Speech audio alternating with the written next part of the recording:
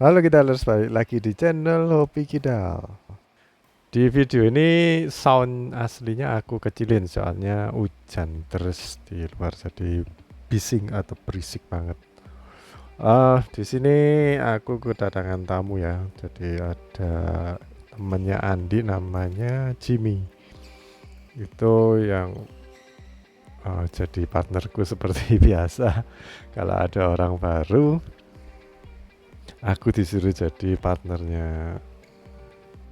Seperti apa permainannya dia ya kita lihat aja. Kalau kita ketemu orang baru pasti pertama kagok ya. Ini bola apalagi kalau ditaruh di tengah-tengah gitu. Bolanya punya siapa? Aku yang ambil atau dia yang ambil? Mungkin kita nggak ngerti ya. Dia itu rajin atau enggak. Kalau rajin biasanya berdirinya di tengah. Kemarin eh, ini kan videonya udah agak lama, 2 minggu lalu kayaknya. Yang kemarin itu ada lagi teman baru lagi. Dia ini apa kayak pemain single dulunya kayak pemain single. Jadinya kalau main double dia lebih cenderung ngambil di tengah. Semua bola yang di tengah dia ambil. Jadi partneran sama orang baru itu ada enaknya dan ada nggak enaknya juga sih. Enaknya itu kita bisa belajar banyak ya dari dia. Walaupun lawan juga gak apa-apa sih. Pokoknya ada orang baru itu kita punya pengalaman baru lah pasti. Kalau mau belajar aja kita bisa ngamati permainannya dia. Terus yang bagus kita bisa tiru. Yang nggak bagus ya kita maklumi. Kalau kita punya banyak pengalaman jadi nggak partneran sama yang itu aja. Aku lihat banyak teman-temanku yang kalau udah kadung cocok sama partner yang A atau B gitu, maunya minta partneran sama itu terus. Ya menangan sih soalnya kan partnernya tetap terus jadi udah tahu kebiasaannya mana, gimana terus harus jaga di mana kalau dia berada di mana. Jadi enak gitu muter-muternya. Tapi kalau kita gonta-ganti partner itu biasanya apalagi kalau ini ya jarang-jarang main ya. Kalau misalkan kita ganti-ganti A B C tapi A B C terus setiap minggu mungkin kita bisa pahami kalau sama A mainnya kayak gimana, kalau sama B aku mesti gimana gitu. Tapi kalau kita mainnya A, B, C, minggu depannya D, E, F, minggu depannya G, H, I. Nah itu yang agak sulit. Tapi umumnya pengalaman kita bermain badminton itu ini kok apa kayak terekam dalam memori kita gitu. Jadi walaupun kita pindah grup atau mungkin gabung sama pemain lain di grup lain gitu punya pasangan yang benar-benar baru kita nggak kenal, nggak pernah lihat dia mainnya gimana, tapi secara insting nanti kita bakal keluar kayak oh ternyata orang ini kayak gini, ini biasanya kita apain, walaupun nggak sama ya, tapi kita kira-kiranya itu bisa ngelihat orang kok secara nggak sadar itu bakal muncul lagi kita harus ngapain. Tapi kalau orang yang nggak belum bisa main, menurutku nggak bakal ini ya, eh, nggak fokus ke bagaimana cara mainnya, tapi lebih fokus ke permainannya dia sendiri. Ya ini untuk orang yang udah berpengalaman aja sih menurutku. Jadi bisa ngerti kalau ada partner yang kayak gini, kita sebaiknya mainnya gimana. Itu kalau kita udah bisa main ya, tapi kalau masih pemula biasanya nggak mikirin oh ini kok aku matian ya, jadi pikirannya itu cuman asal masuk aja, nggak mikirin strategi dan nggak mikir harus jaga di mana, harus cover yang mana. Itu bukan selfish ya, bukan egois ya, tapi eh, cuman ini aja sebatas kepingin bisa main aja, jadi bukan ya memang semua berharap menang sih teman. Kalau yang masih pemula itu biasanya lebih fokus ke permainannya dia sendiri. Jadi nggak peduli, nggak terlalu mempermasalahkan mengenai jaga mana, kita harus gimana itu nggak peduli. Jadi kalau kalian yang bergerak dari pemula mau naik kelas itu nggak cuman skillnya aja yang harus ditingkatin, tapi juga ini apa rasa untuk peduli sama temenmu. Jadi partnermu ini meskipun orangnya udah bisa main lebih expert dari kamu atau yang lebih pemula dari kamu, itu kalian harus lebih considerate atau lebih mempertimbangkan dia itu mainnya gimana biar enak dan menang sih menurutku. Kalau kita bisa mendeteksi itu ya, kita bisa belajar mengenai hal itu. Nah, kebetulan yang di sini Kojimi kan aku amati sering ngasih chop atau ngasih drop shot. Dan drop shotnya itu nggak ini ya, kayak nggak kentara. Apa yang bisa kita pelajari dari gerakannya Kojimi? Aku panggilnya Ko aja ya. Jadi kalau aku sih merasa dan ini ya, setiap kali dia ngasih drop shot itu kayak bukan cuman gerakannya yang sama kayak dia mau ngelob atau mau nyemes, tapi success rate-nya itu tinggi. Jadi kalau dia itu ngasih ke kayak drop shot atau chop itu banyak masuknya dan nggak nanggung. Jadi menurutku drop shotnya bagus banget dan agak terlalu sering sih menurutku, dikit-dikit ngasih drop shot. Nah kalau punya partner kayak gitu, kamu sebagai aku harus ngapain? Jadi kalau kita udah tahu, oh ternyata ini bagus ya mainnya, ngasih drop shot, kamu harus ngapain ya? Kamu harus jaga di depan, soalnya dia itu ngasih drop shot terus ya kamu wajib jaga di depan, jadi harus sering-sering jaga di depan. Kemarin aku sama partnerku yang lain yang orang baru juga, nanti aku share juga ya videonya. Kemarin sayangnya aku main itu terus ada kayak SMS masuk dan videonya jadi putus di tengah jalan, jadi nggak full. Tapi kalian bisa lihat nanti kalau aku udah edit. Partnerku yang itu suka nyemes, dan kalau suka nyemes aku harus jaga di mana ya, jaga di depan juga sih. Biasanya itu kalau partner senengnya nyemes lurus ya, nyemes lurus, kita itu jaga di depannya persis, jadi nggak di daerah garis T. Ya itu nanti kita bahas di video-video yang ini ya, yang ada dia. Tapi di kali ini aku lihat Kojimi ini mungkin kurang lincah ya, tapi bagus sih mainnya. Jadi nggak terlalu coverage lapangan banyak-banyak, tapi juga cukup tenang mainnya. Ya memang kebanyakan orang yang udah ini ya, kayak seusia Kojimi itu biasa mainnya itu udah tahu gitu, bolanya kemana, harus ditaruh di mana, terus habis kita mukul harus nempatin ruangan yang mana, itu biasanya udah tahu.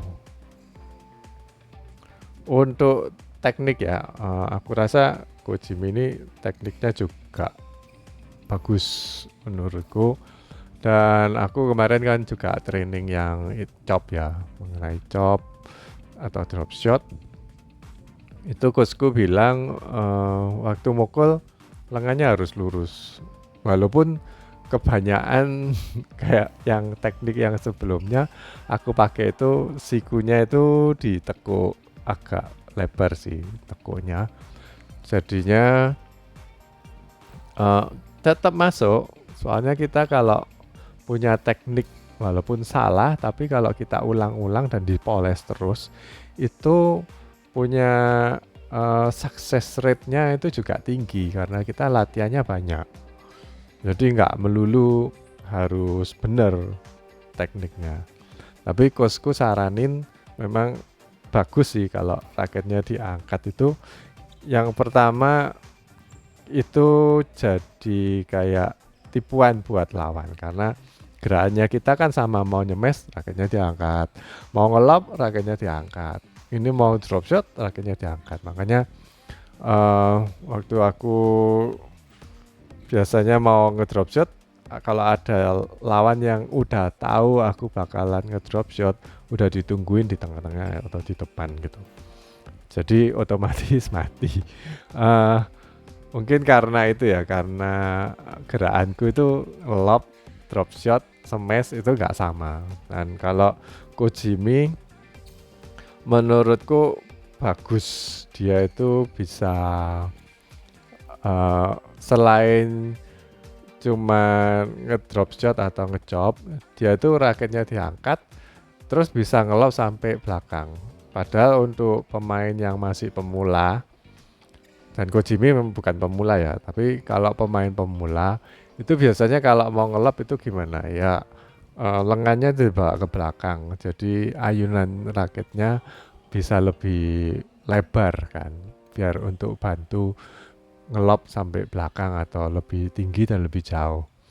Tapi kalau pakai gerakan cuman kayak kayak pemain belajaran menurutku malahan, jadi raketnya diangkat terus kayaknya mau cuman didodol tok, cuma disentuh gitu aja kan biasanya drop shot, tapi dia bisa ngelop dengan jarak antara raket dan shuttlecock mungkin cuman sekitar 20 atau 30 sentian, jadi cuman dipukul, ayunannya cuman dikit banget tapi bisa sampai ke belakang dan bisa nyemes dengan gaya yang sama sekitar 30 cm dari shuttlecock, timingnya smash keras. Ya memang nggak sekeras kalau kita itu ngayun dari belakang ya, tapi ya itulah teknik untuk bermain dan menipu. Kenapa kita itu nggak bisa ngelihat atau niru caranya atlet ya? Kalau atlet nyemes kayaknya kok gerakannya luas banget, lompatnya bisa tinggi, terus ngemesnya bisa keras. Tapi waktu kita terapin di permainan kita sendiri, kok nggak bisa. Nah itu, jadi kita itu nggak bisa kayak niru-niru atlet, padahal kita latihannya nggak kayak atlet. Jadi aku rasa walaupun tekniknya udah niru kayak atlet, tapi ada sesuatu yang kita itu nggak bisa tiru kecuali kita latihan sendiri. Contohnya ya, baru-baru ini aku pikir kenapa kok ada teman-teman yang smashnya itu keras, padahal main lainnya selain smash itu dia nggak seberapa bagus, ngaran-ngarain bola juga ngawur atau banyak matinya, tapi kok smash tetok kok keras. Itu aku amati, mukulnya juga nggak ini, telunjuknya nggak dimajuin, jadi telunjuknya kayak disimpan di dalam, sejajar sama jempol. Nah kayak gitu-gitu kan kalian nggak tahu, kayak ada rahasianya, atau mungkin ya bawaannya dia pertama kali megang raket udah kayak gitu, jadinya smashnya keras. Cuman untuk gerakan-gerakan lainnya yang perlu telunjuknya maju, dia nggak majuin. Jadi untuk orang-orang kayak aku yang biasanya telunjuknya lebih maju dari jempol, perlu nginget-inget kembali kalau mau keras ya telunjuknya disimpan. Itu udah aku coba sih minggu kemarin, smashnya jadi lebih keras, tapi kehilangan ini presisi, kayak keras tapi nggak terlalu akurat. Lalu yang aku amati berikutnya, ya ini bukan hal yang salah ya menurutku kalau aku ini ngomentari permainannya Kojimi, kayak dianggap salah gitu. Enggak ya, ini kan setiap orang itu punya preferensi mengembalikan bola itu macam-macam gitu. Jadi namanya gaya permainan, makanya ada diciptain raket untuk smash, head heavy, headlight atau all around. Kayak yang suka gendong-gendong biasanya pakai all around. Jadi itu ada kayak preferensi juga kita itu mainnya gaya permainannya bagaimana. Jadi nggak ada yang benar dan nggak ada yang salah. Kalau mati baru salah. Kalau masuk terus ya benar. Apapun tekniknya ya, teknik apapun dan cara kamu gerak di lapangan bagaimana itu terserah kita. Pokoknya nggak. Yang menurutku ngawur itu ini ya, jaga-jaganya di mana kalau habis ngasih ke net tapi diem aja. Nah, itu menurutku ngawur. Tapi kalau yang normal-normal biasanya enggak apa-apa. Nah, ini aku lihat permainannya Kojimi ini karena dia itu jarang nyemes. Jadi kalau ketemu bola-bola yang sebenarnya enak sih untuk disemes, kalau aku pasti udah aku semes. Jadi beda banget sama partnerku yang kemarin yang doyan semes. Jadi Kojimi ini lebih senengnya flashing menurutku. Nah, itu sewaktu dapat bola yang sebenarnya lebih enak di semes, atau kalau mau drop shot lagi mungkin bosen ya, karena dia udah berulang kali nge-drop shot kok lawannya udah ngerti gitu. Jadi udah ditungguin di depan. Malah di lob. Jadi Kojimi malah dapat bola yang mestinya di smash tapi malah di lob. Kadang-kadang menipu, tapi kalau lawannya siap dan nggak kesusu maju, itu jadi bumerang sih menurutku kalau misalnya yang pihak lawan itu doyan nyemes. Jadi kalau di lob udah ditungguin. Kalau misalkan atlet ya, itu bahkan sebelum ke lob itu dia udah ancang-ancang untuk mundur sampai keluar lapangan loh. Jadi kalau atlet kan balikinnya pasti sampai ke baseline ya, lob serang dan masuk gitu. Jadi dia itu udah mundur sampai ke luar lapangan terus lompat ke arah depan dan smashnya lebih keras lagi. Kalau mendapati pemain lawan yang kayak gitu ya sebaiknya kita jangan ngelob. Ini aku lihat banyak ini sih tren, lagi ngetren kayaknya ini teman-teman mainnya itu kalau dapat bola enak bukannya malah di smash tapi atau di drop shot tapi malah di lob. Nah, ini kita harus pandai-pandai juga gimana caranya biar ngelopnya itu nggak kentara dan lawan tuh kaget untuk mundur. Jadi kalau buat aku ya, aku mainnya itu kayak gini. Biasanya kan aku kalau mau nyemes itu lompat ya, jadi jump smash. Aku akan lompat, tapi waktu di atas banget, di waktunya aku mukul, aku nggak nyemes. Tapi raketku tetap aku angkat. Jadi waktu aku turun udah deket lantai lagi, jadi kayak melompat bohongan. Udah mau deket lantai baru aku mukul ke lob. Itu biasanya nipu lawan.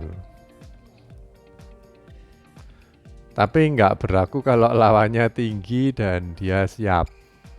Kalau lawannya tinggi kita biasanya kehilangan momen kecuali kalau kita ngelobnya bisa tinggi banget ya. Tapi kalau digituin nanti sama lawannya malah di drop set kita mati. Soalnya kalau kita jump smash kan habis smash kita bisa maju ke depan kan. Tapi kalau kita niatnya nipu kayak gitu habis lompat terus baru kayak mau nyentuh lantai baru dipukul, nanti kita kesulitan maju. Jadi harus diingat kayak hal-hal seperti itu. Aku rasa udah banyak sih teman-teman yang tadinya waktu aku main kayak gitu mereka banyak tertipu, tapi sekarang malah meniru. jadi aku yang digituin. Jadi waktu aku udah siap-siap untuk terima drop shot atau terima smash, kok di lob. Tapi ya kadang-kadang aku masih bisa mengembalikan, kadang enggak. Ini aku punya satu tips lagi, kalau kalian dapat bola-bola yang kedut atau bola yang enggak disangka udah siap-siap untuk maju tapi kok ditaruh ke belakang, biasanya kita kan dengkek atau gak nutut ya. Terus akibatnya pukulannya jadi lemah atau tanggung. Itu kalian bisa tambahin pakai volley. Jadi kompensasi dari ayunan raketnya kan kurang, kita tambahin pakai volley. Itu nanti bisa lebih tinggi dan lebih jauh. Oke, aku rasa udah menjawab ya kenapa kok pukulannya Kojimi ini bisa halus, itu karena dia ngangkat raket.